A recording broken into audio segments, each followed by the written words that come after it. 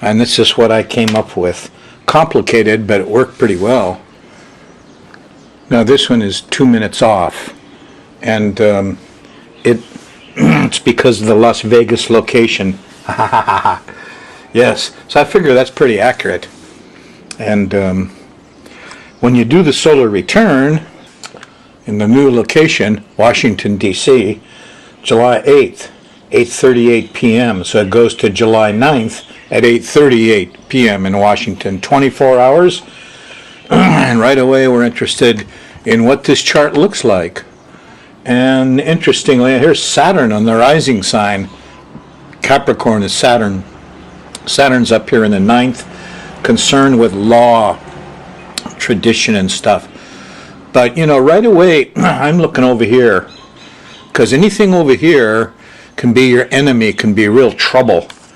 And the rising sign at 1901, we got Mercury here at 1810. Well, it's only 51 minutes off of opposing the rising sign. Who is Mercury? Mercury rules Gemini, the ruler of the 6th, employees. Yes. Also the 5th here, children. So kids are ticked off at the USA, but employees are. Who do you suppose that could be? Could it be Edward Snowden? It looks like we're going to be occupied with it for a long time because it's in the solar return. Mercury, the messenger, came to tell us something. Hey, let's get a sky mirror for next week. Let's get down to the realness of your world. And, on the 8th, the solar return, it is notable. There's a new moon at 16 Cancer, squares the USA government Saturn. Saturn stations on that day, too, at 5 Scorpio. So it's a very Saturn day, very Saturn time for you. You can see how I've drawn him here. Brrr, cold, mean old judge, ugh. And right now he thinks he's righteous because he's got Neptune trine. The priests are saying, oh yeah. And here's Jupiter here, gone into Cancer. And Jupiter is making a grand trine, we call it, this equilateral triangle with Neptune and Jupiter and Saturn. And normally this means business and government gets along pretty good because Saturn's the Republicans, and Jupiter's the Democrats here.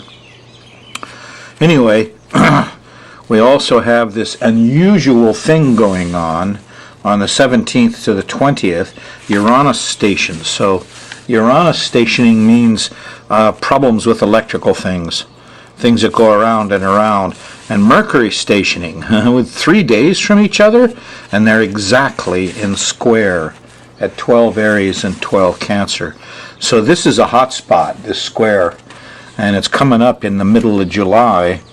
And I've never seen this before. And Mercury's communication, transportation of a more mundane sort. It's the words I'm using. Uranus is the TV screen and the internet you might be using, and all kinds of high-tech stuff. It's also your inner video, let's call it. You have an inside movie that kind of runs along in your head. Everybody thinks it's only their own, but the truth is we share it, kind of a universal mind. So it's your electricity, it's your internet, blah, and it's squaring Mercury. You're going to have trouble, talking and thinking and making words. Major disruption of communication, transportation. This is a classic for a solar flare, for instance. Yeah, so this is what we really got to watch, this 12-degree thing here. Even though we're all concerned mostly with Saturn and we're going to get more scared, look out. Your paranoia is true. Back in those days, in the 60s at Berkeley, wow, here we are. These are guys I knew. And the FBI and the CIA was targeting students and professors and people. We had some suspicion.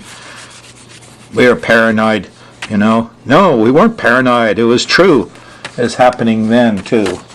It happens whenever the government falls into the hands of Nazis like, Nixon and Reagan and Bush. They gear up to suppress. Well, there's Saturn, pretty scary stuff. What Mr. Snowden told us about is very scary. And remember, he said all it took was a policy change, and bang, everything's in place, and they got everything you've said on the telephone for the last how many years? Uh-oh. Anyway, this is a Uranus-Mercury square, and people will stutter, and there will be interruptions in all forms of communication. So this is real. I'm going to look and see where this is with some astrocartography, but it's hitting you on kind of Sundays here. Let's go back and go through this day by day, okay?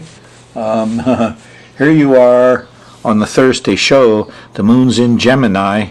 You're having a square to, oh no, Thursday show, moon's in middle of Gemini. Not too bad, it's sextiling Uranus. It's good for astrology, Thursday night, July 4th. And there's a sense of brotherhood around with the moon sextiling Uranus here. Not bad. On July 5th, in the evening, Mars is there. The young men, the too many macho young, they didn't get all their fireworks done on the 4th. They're going to do them Friday night on the 5th. And somebody's ticked off about it. Might have some burnt fingers here too on Friday. The moon's still in Gemini as you go into Saturday, July 6th, till you get to about lunchtime, then it shifts into Cancer. And once the moon shifts from Gemini here into Cancer, you start to feel the sting. It kind of suckers you in a little bit, because here's the trine to Saturn and the trine to Neptune, and the priest, artist, doctors, the judge, everybody's in harmony. The law is working, the lawyers and the judges, and everybody's having a big party, and and it all seems to go on Saturday night. Look out. Look out, because on Sunday it all hits the fan, and there's a feeling of aloneness.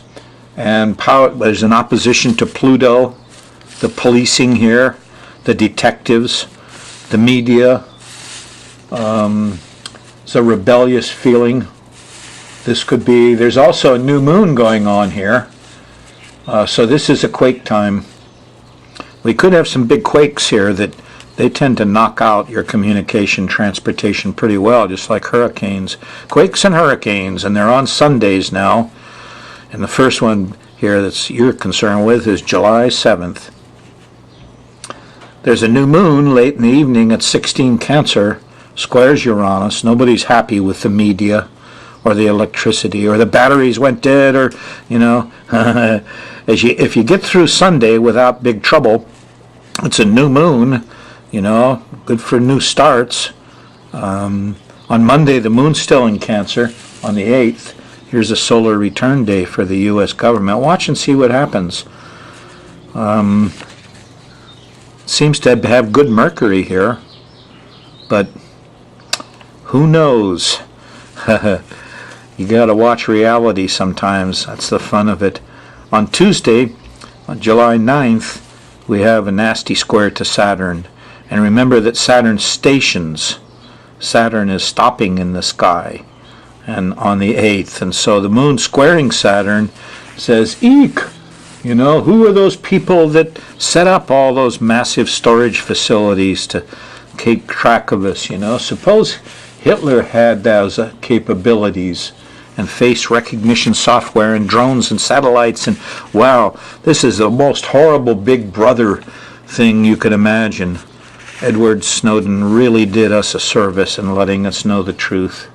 Protect Edward Snowden.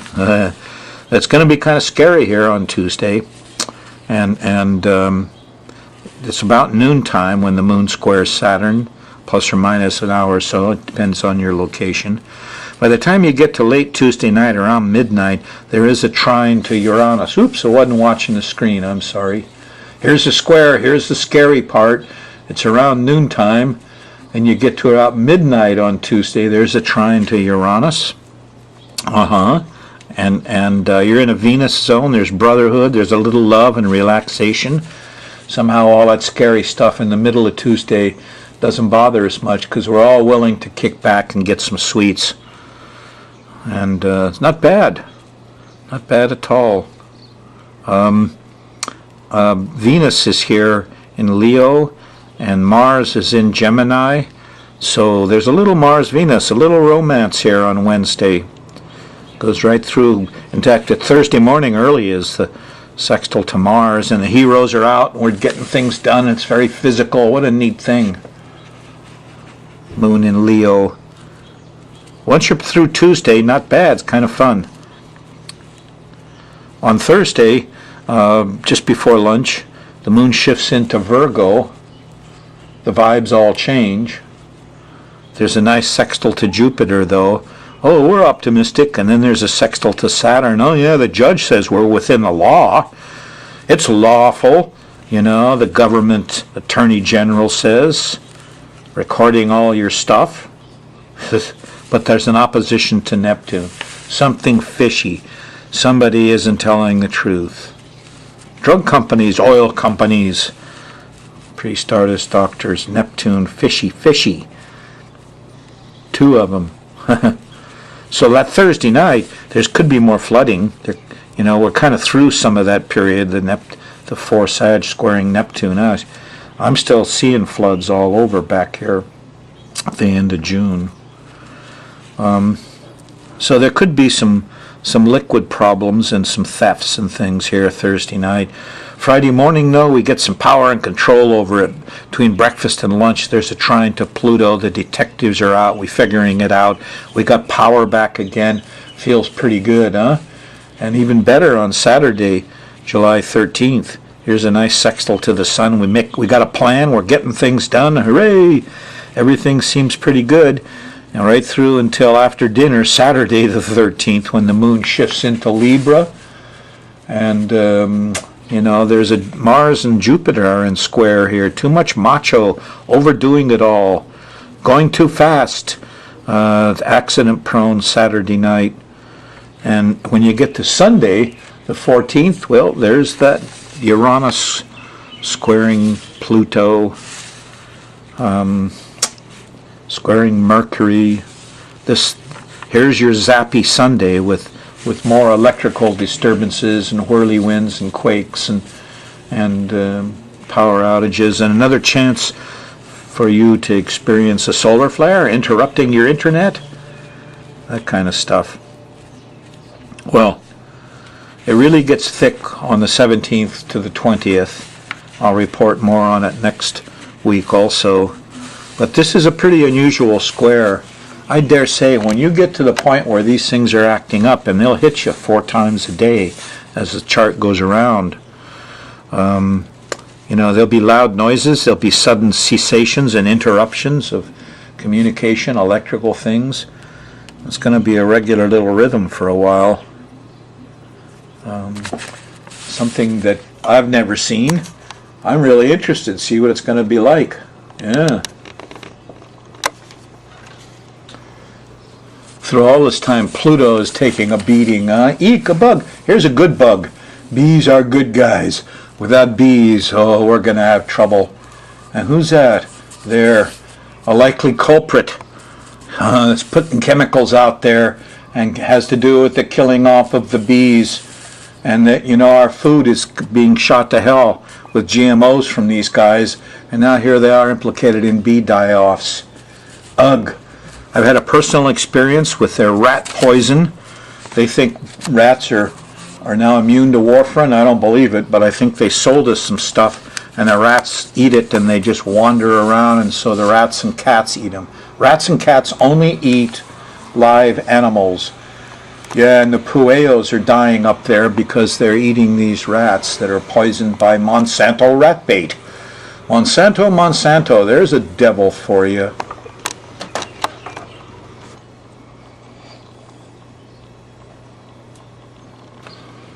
Justice system, what a laugh. Free Roger Christie. Protect Edward Snowden.